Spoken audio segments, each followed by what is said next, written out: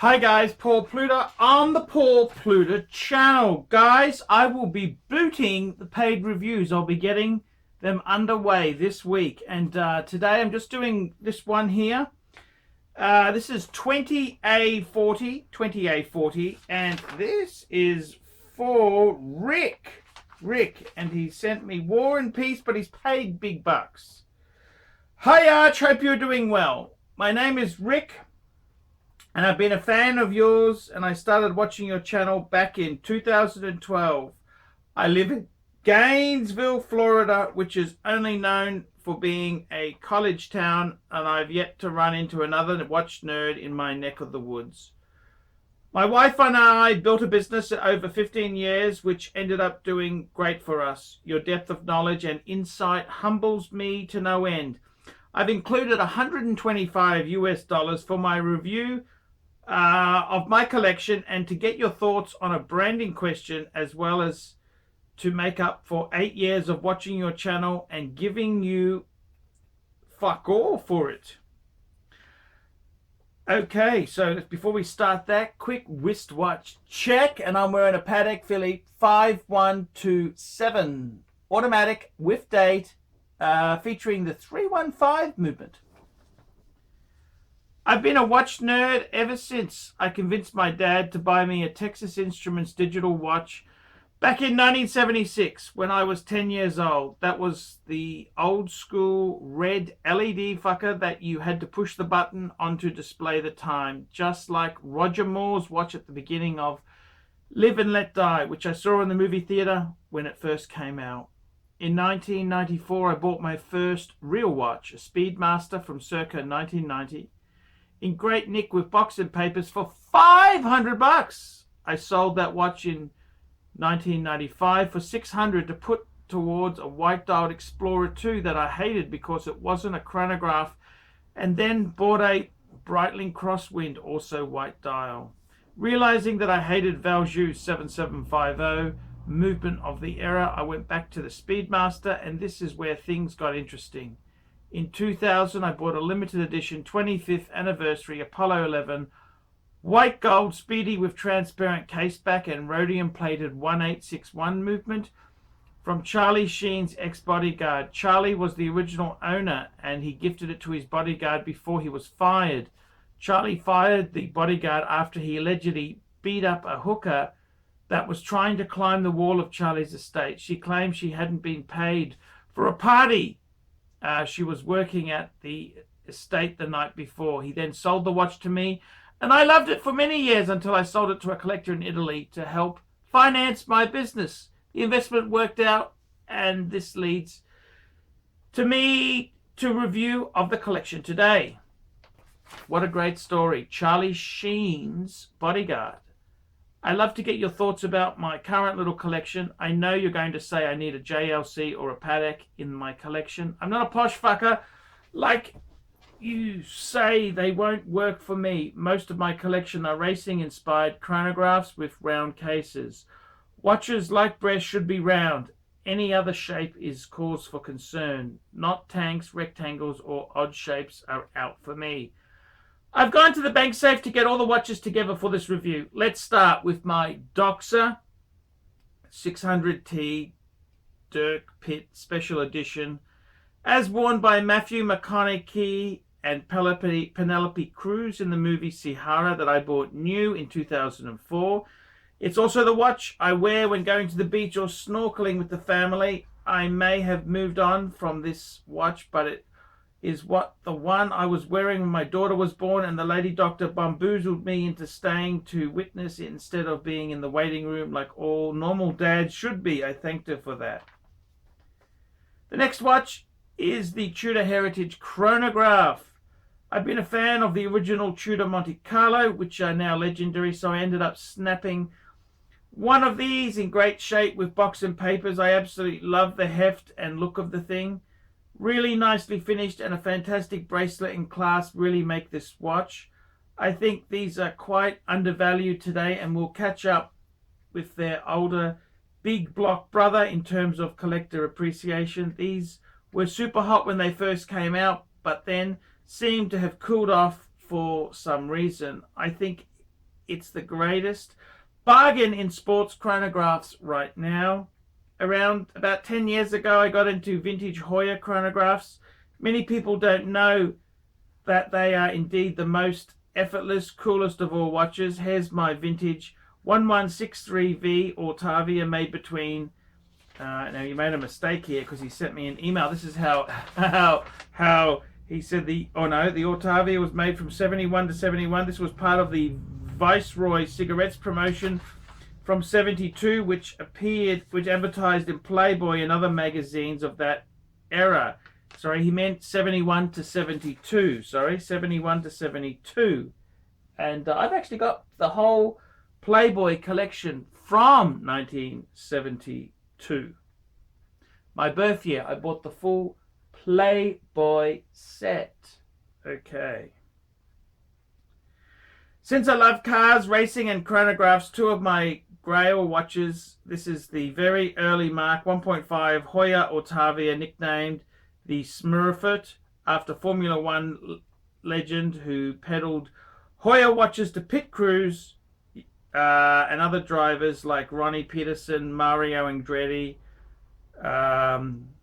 Jocelyn Wright, Jackie Stewart, Derek Bell, and of course Steve McQueen. Heuer chronograph history has a genuineness about it that modern special editions can't match. These were the watches the drivers all wore just because they liked them, not because of any endorsement. It's fucking sad to see such a cool era for Heuer devolve into the plastic bezeled abominations of the 80s and 90s. Heuer collectors' relationship with Tag Heuer is a lot like country club Republicans have with Donald Trump. They put up with the classlessness just because they get tidbits of what they want, like a Monaco re-edition or a corporate tax cut. My Siffert is from 1969 and is one of the first few 100 automatic chronographs ever made. It features a rare, early unmodified Calibre 11 movement, which was actually crap, so they improved it on the fly to the more reliable launch of the Calibre 11i movement in late 69. And in this version is in almost all the Heuer Carreras of the time. The dial is perfect, but can appear not so in pictures because of the scratches on the crystal. The rare white dial, 42mm case, and beads of rice bracelet make this vintage watch the archetype of racing automatic chronographs for decades to come, and made the positively effeminate Rolex Daytona with its embarrassingly undersized 36mm case for losers who weren't cool enough for an automatic. Well, I don't know if you'd say that. Come on. That's why they didn't sell, even though their prices were a lot higher than the Heuer's. Even though their prices weren't a lot higher than the Heuer's. Paul Newman only wore one because his wife brought it. That's true for him, and he secretly yawned for a Heuer but didn't want to offend her, or something like that. In any case, the really cool people, like the top F1 drivers and Steve McQueen, preferred Heuer's, as did most men. This one will go for a much needed service to the man we vintage Heuer collectors call the Master, who's a watchmaker in Belgium. That's right, who knows these watches like the back of his hands. We wait up to 2 years to get an appointment with him. I may be too narrow in my love for racing chronograph, but hey, there ain't no right or wrong when it comes to collecting. Just get what you like. So my dress watch is this lovely 18K Heuer Carrera with a nicely finished OMMANEY 1873 movement. This is reference CS3140, and the series was Tag Heuer's first attempt in the 90s to rebuild a bridge to its rich past. It could be said that this watch that launched Tag Heuer's successful Monaco, Ortavia, and Carrera lines in the 2000s onwards, and that all of that success hinged on these Carrera reeditions. I love the silver dial with blue decimal scales. So the most recent watch in my collection is one that I've wanted since I first became aware of it in 92, and my second grail. It's the watch that I had on my computer screen as I worked late all those nights building my business. The carrot at the end of the stick to keep me motivated and focused. It's one of the last of the steel bezel Daytonas. The reference 116520 has the blue chromolite lume. I thought that I wanted the matte white dial, but after buying one, I realized I love the understated elegance of the glossy black dial better. As far as other chronographs, I've tried to warm up to include the Breguet Type 20, yes, and the Overseas, Vacheron Overseas, but the problem with many of those watches is that they are completely devoid of anyone ever having done anything cool while wearing them. They may be horological tour de force and lovely things, but they're the watch Bill Gates might wear, not Paul Newman. So Archie, I really do appreciate the laughs, entertainment and insight into this hobby, passion and obsession that we share, and look forward to hearing your thoughts.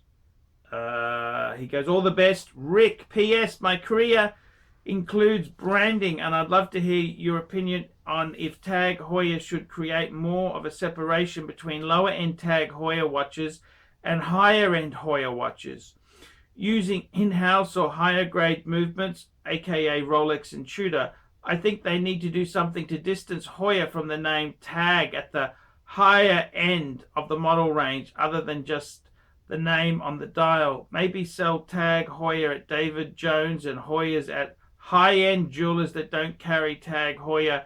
Create more of a Toyota Lexus branding dynamic. Right now, Heuer is just the retro line within the Tag Heuer product portfolio. What I'm proposing is a corporate split where all the high-end, even modern designs are under the Heuer brand with its own R&D, marketing, retailers, branding. I can just see the simple, elegant red Heuer logo on white background on plaques at high-end shops without a single Tag Heuer logo or watch in sight. They could take their current upper range models, brand them as Heuer's, use higher grade presentation movements with transparent case backs, sold at higher end shops, and charge $1,500 more. I look forward to hearing what you think. PPS, my server only allows 50 meg worth of data per email, so he split the pictures up. Okie dokie. So thank you so much there. So this is an interesting collector. He's a really serious collector. Bit of a story there. I mean, it seems a shame that he sold the watch that Charlie Sheen gave to the bodyguard. That seems very strange. But hey, that's the way love goes, I suppose. It's always this is what you kind of what can you say there? This is the way it goes. So I've got to be honest with you there. Let's have a look at this here, because we've got some crazy stuff here, and I'd like to have a bit of a review of this. So what can we say? What can we say indeed there? Well, let's cut to the chase here. What a long thing, but it's quite interesting. You've sent me some things there. Let's go through some of these pieces quickly. We want to go through some of these pieces. Okay, so you've told me the story. You've done well. The Doxer. What do I think of this Doxer? I got to be totally honest with you. It's garbage. Doxer is absolute garbage. I mean, yeah, just not my cup of tea. Then the next watch you've got is the the Tudor Monaco. You said here your next watch was the Tudor Heritage Chronograph. You've got the Monaco, yes, because they've also got the Tudor Black Bay Chronograph with the steel bezel. I think the Monaco, you've got the Monaco, that is one of the coolest watches. Big block, yes. It's a 2 reg chrono, which is, a little bit more unusual. Most of the Pateks are 2 reg chronos. Did you know that? Yeah, I like it. I like it indeed. There's nothing. I think that's a beautiful watch. Great version. You see the blue ones. I like the blue ones, but it's nice. I had one exactly like yours. I had exactly the grey with the black accents there. Then we start to get into some of your watches. Here's my vintage 1163V, which The Ortavia, I got to tell you, vintage Ortavia, beautiful, beautiful watch, beautiful watch. Yes, indeed, beautiful watch indeed. Then you have a what else you've got there? Then you've got your Ortavia with the white dial. This is the one with the Calibre 11 movement there. Beautiful. Can't complain about that. I love your gold. You've got a gold, yellow gold Heuer Carrera. Yes, sir. Beautiful. That's a beautiful reissue there. Yes, yes, love that. And then you've got a Daytona. Man, that is a beautiful. Daytonas are beautiful. Nothing wrong with the Daytona at all. Daytona is superb. Absolutely superb. Nothing bad about that. And I got to tell you, man, what do I think of your collection? I love it. You're a chronograph nut. You love your chronographs. Why not? Why not? Why not indeed? I absolutely love it.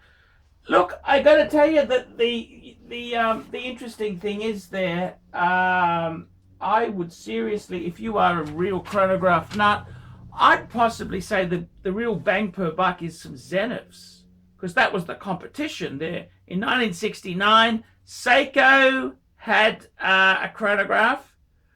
There was Heuer, the consortium, of course, the consortium with the Calibre 11, and then you had Zenith with their integrated chronograph. So these were automatics. This was the race to make an automatic chronograph. So I would say, look, I completely get it. The Breguet's not a column wheel chronograph, it's a cams chronograph. That loses a little bit there. The Vacheron, yeah, I get it. I understand what you're saying there, but I would say Zenith. If you want a brand that's pure, that is a purist who likes chronographs, go Zenith. High beat movement. And Rolex picked them up. Rolex picked them up. So I would definitely say that's where I would be expanding the collection into some beautiful Zeniths. They've got some great reissues. I had a Zenith, and I got to tell you, I had the Open Heart, the Zenith Chronomeister 42mm 1969 reissue, Open Heart. Absolutely loved it. Attention, that is a if you're after high-end chronographs, that's something I would certainly consider. Okay, you've got a beautiful collection. Beautiful. Okay, what do I think of the Heuer situation? Tag Heuer and Heuer. And I got to tell you this. I owned a very minty. I had a minty tag. I had the Heuer Calibre 11, the reissue. And the guy bought it. He really wanted one. And he was a Vietnamese guy. And he just thought it was just a smidgen too big, because the original was 38. The reissue was 39, and it was a little. I understand what he's saying. So the question is, what do I think of if they rebrand it and have the Heuers not in the Tag Heuer store? I got to be completely honest with you. I think that is complete dog shit. No. I think if you look at how the Tag Heuer stores are, they're a very upmarket brand. They're a very, very upmarket brand there. Okay, they may not be Patek Philippe, but all the Tag Heuer stores, they are very, very, very trendy, cool, hip happening. And if they didn't have the higher end Heuers, it would be like having a liquor store that sold Johnny Walker Red Label and Johnny Walker Black Label, but no gold label, no green, and no blue label. You see what I mean? So I got to tell you, I think it actually works. I think it works very well. I got to be honest with you. I kind of came into the Tag Heuer brand. I had the Heuer Calibre 11, and I think they do it beautifully. You had the beige box with no Tag Heuer on it at all. I tend to totally disagree with you. I really do disagree with you. I think Tag Heuer, one thing they get right is marketing. And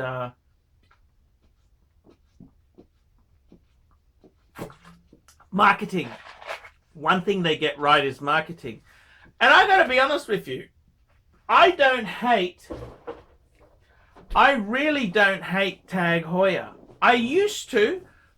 But since I've owned the Heuer Monaco, I've actually got a lot of respect for the brand. I think I can see exactly how they fit in. And I got to tell you, I get it. I finally get it. I get it.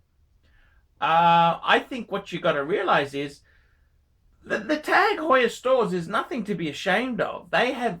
I understand what they're doing, and they need those steps. I think the Tag Heuers, to be honest with you, I don't think there's any shame in the Tag Heuers. I think in many cases, the modern Tag Heuers that are out are pretty damn good at the price points. Like, let's be honest there. A modern man, he wants a Batman, he wants something like that, you know. You go to a Tag Heuer store, for a couple $1,000s, you can get a Formula One Pepsi. You know, the color combination is there.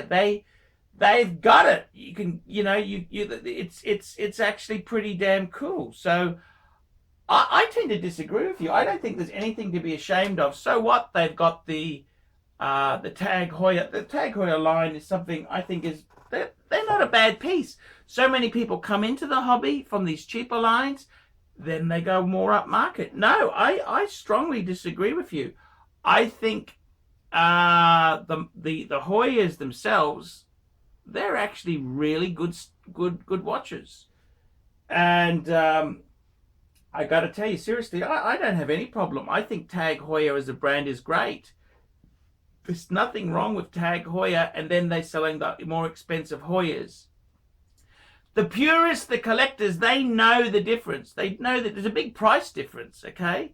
No, I think Tag Heuer is absolutely perfect how they've launched their products. No, they've got some amazing things. The Tag Heuer Tourbillon. So no, I got to be honest with you. I don't think there is anything wrong with how the brand... I totally disagree. If you didn't have the Heuers in the Tag store, like you didn't have those reissues, that customer wouldn't know how to go up. It's like going to a liquor store. You got red label, blue label, you got red label, black label, you got green label, gold label, platinum label, and blue. So you got to know how to buy according to your taste. So I think for a young man who wants a new watch, let's face it, you go into Rolex, there's no sports watches. It's all bullshit back orders and wait lists, and it's just a young man, he wants something he can buy and wear. That's what he wants. He wants to go home, he wants to pay a couple $1,000 and get a beautiful Swiss watch. With Rolex, he needs bloody 10,000. And then he's got to wait and play the stupid shell game. Man, that's bullshit.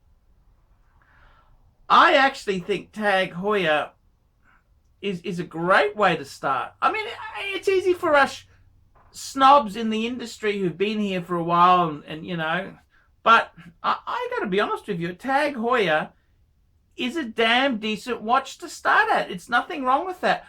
I think myself, in the Swiss, well, obviously you got, you know, the cheaper brands, but I think it starts to get decent. Tissot and Oris.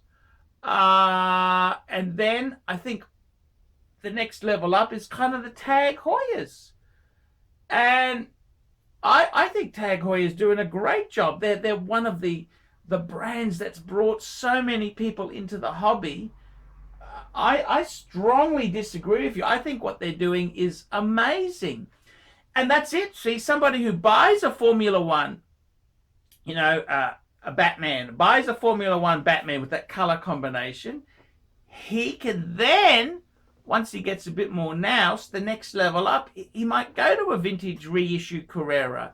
He might go to a Monaco. He might go to a Monaco 12. He could go to a Monaco, a Calibre 11. So in my opinion, I think it's the perfect training ground. Now, once they move up from there, they're probably going to go Rolex. There's a lot of crossover. See, entry-level tag, I think, is less than Omega. But once you're starting to go up into the Heuer range, I think they're better than a lot of Omegas. You know, they're kind of on par even. So the sort of the snobbery, there's a lot of crossover in their range there. So I really disagree with you. I think what Tag Heuer's done is literally fantastic. And am I excited about the brand? I actually like. I think as a brand, starter brand that it is there, I think they do a fantastic job. The watches are affordable. You gotta, let's be completely honest, Patek Philippe's are fucking expensive. Rolex is fucking expensive and you can't get stock. That's not, people want a watch they can buy and wear and, you know, a couple $1,000. They want that price point. And I get it, you know, I get it. But I think Tag Heuer is reasonable. I think it's reasonable. So I've kind of reevaluated them. I kind of think they do a damn good job.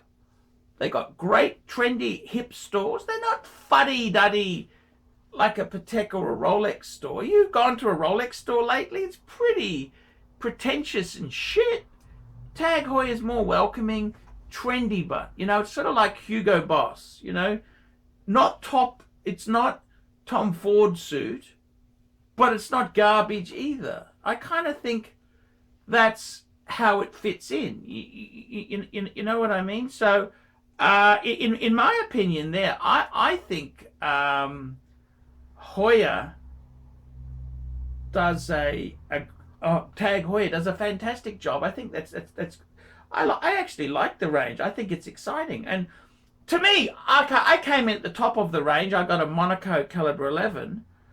I don't mind they got cheaper watches. I actually looked at them and thought, you know, I understand what they're getting at here. Young guys, 22, 23-year-old, they've got their first job. They finished uni.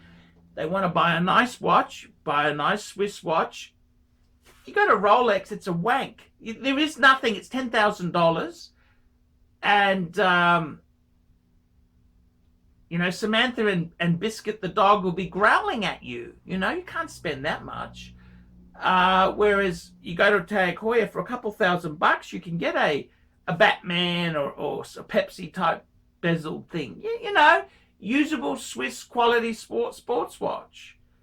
And Omega's probably a little bit above that. I think Omega's probably a little bit above that. You know, that's the next layer up. But I think, and Breitling's kind of there too. Breitling's there too. I think Tag Heuer, you can do a lot worse than buying a Tag Heuer. I mean, hopefully the guys would get a automatic Tag Heuer. And I think, yeah, I can't see any problem at all. I think a nice quality Swiss watch. If one of my sons got a Tag Heuer and said, I bought this with my pay and I wanted one of these, a new one, I think they're quite a cool watch. So I wouldn't write them off. I think that what they do is pretty damn good. You got to have access to the next level. Like, I mean, I remember when I was into Scotch. This is before the internet. And you buy Johnny Walker Red. Go to Black Label, then you go, oh, what's this other one? There's a blue, and then there's the gold. You think, oh, you've got to have the price points. And I think with Tag Heuer, it's a very non-confrontational way. You can start at a reasonable level and go up as your career goes up. So, in all honesty, I don't think there's anything wrong with what Tag Heuer does. I actually think in many cases, it's a great starting point. A great starting point. I don't have any problem with that whatsoever. So, yeah, that's my beautiful collection there. I love your Heuers. Look, the brand is damn good. I'm proud of the brand. So, I don't see anything wrong at all there. So, Well done on the collecting. Keep going, keep going. I'd actually add a few Zeniths. I reckon that'd be cool. Very cool. Maybe some vintage Breitling. But way to go. Love to have, this has been a great, I wanted to put a lot of effort into this email here because I wanted to think about it and come up with a reply. Thank you so much. And guys, like, subscribe, tell your friends. And don't forget, guys, I can't survive on Google Ads alone. I really do need your help because the Google Ads is pretty bad. It's pretty bad. The Google Ads, I don't earn a lot of money from the Google. So guys, if you can help me by getting a paid review done, I'd really appreciate it. These paid reviews help me a lot. I've been depressed this last week. I'm coming back. Archie's back. Okay, guys, until next time, ciao!